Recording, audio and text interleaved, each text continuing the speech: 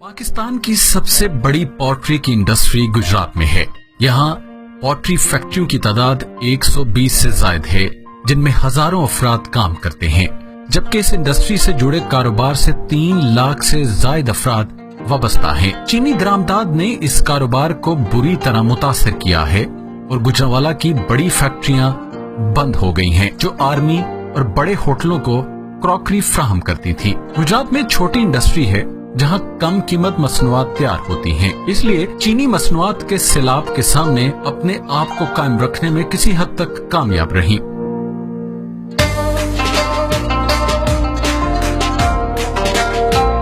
इन फैक्ट्रियों में कप, मग, कप सासर, प्लेटें तैयार होती हैं, जो पूरे मुल्क की जरूरियात पूरी करने के अलावा अफगानिस्तान भी बरामद की जाती हैं। खाम माल में अर्दनवेयर, स्टोनवेयर, व्हाइट स्टोन और सेमी पोर्सलीन इस्तेमाल होता है। क्वार्ट्ज स्टोन पेशावर और मंगोरा की कानों से निकलकर पहुंचता है।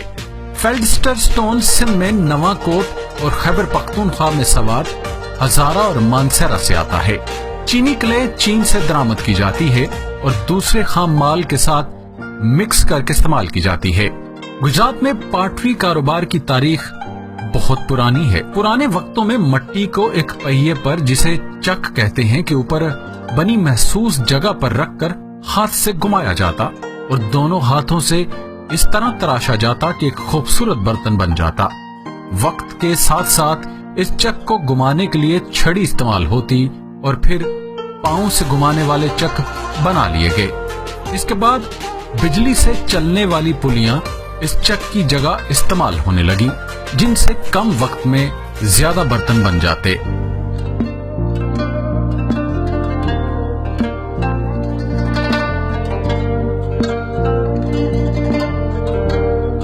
पहले लाल मट्टी के बर्तन बना करते थे, जो अब भी बन रहे हैं। अब इनका मरकज लाला मुसा बन चुका है।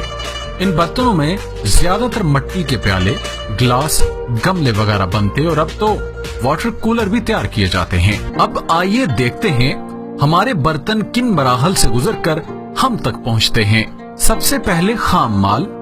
मट्टी या क्ले को बाल मिल या ग्राइंडिंग मिल में अच्छी तरह पीसा जाता है। इसमें पानी भी शामिल होता है।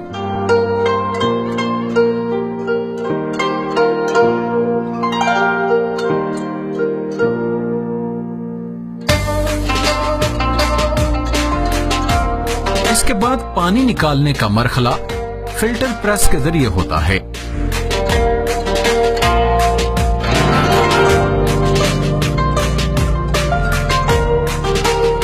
इसकी बड़ी बड़ी प्लेटें बनती हैं, जिनको प्रेस करके कई घंटे पानी निकाला जाता है। इन प्लेटों से नमी और हवा बिल्कुल खत्म करने के लिए पग मिल या डी एयरिंग मशीन में डाला जाता है। लीजिए, अपनी शक्लों में डलने के लिए क्ले तैयार है। इन्हें अपने अपने सांचों में डालकर कच्ची प्रोडक्ट तैयार की जाती है।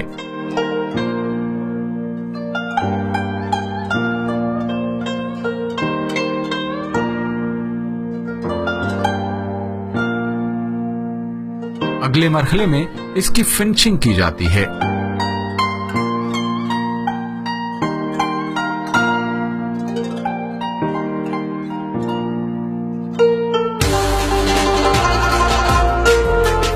कप के साथ हैंडल लगाने के लिए बड़ी महारत दरकार है।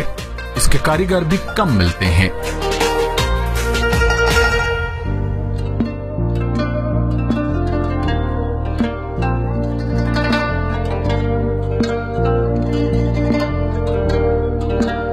अब कप तो तैयार है, मगर अब भी खुश्क नहीं हुआ, लिहाजा इसे बड़े से ड्राई रूम में रखा जाता है। खुश्क होने के बाद चमक के लिए इस पर ग्लेज किया जाता है।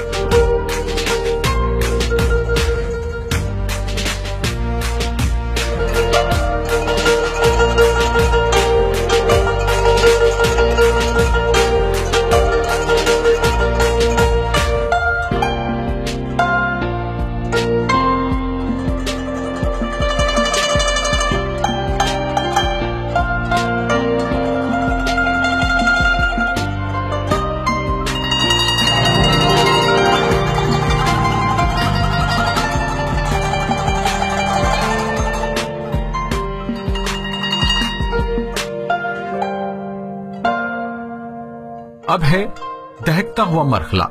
1000 से 1200 डिग्री सेंटीग्रेड के दर्जा हरारत की दहकती हुई क्लिन में रखा जाता है।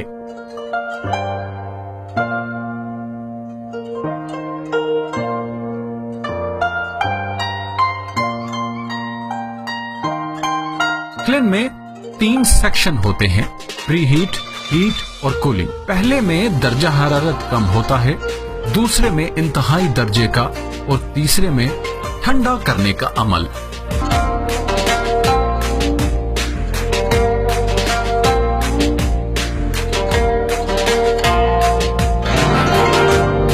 क्लिन से निकलकर प्रोडक्ट पर प्रिंटिंग होती है और कंपनी का टैग लगाया जाता है।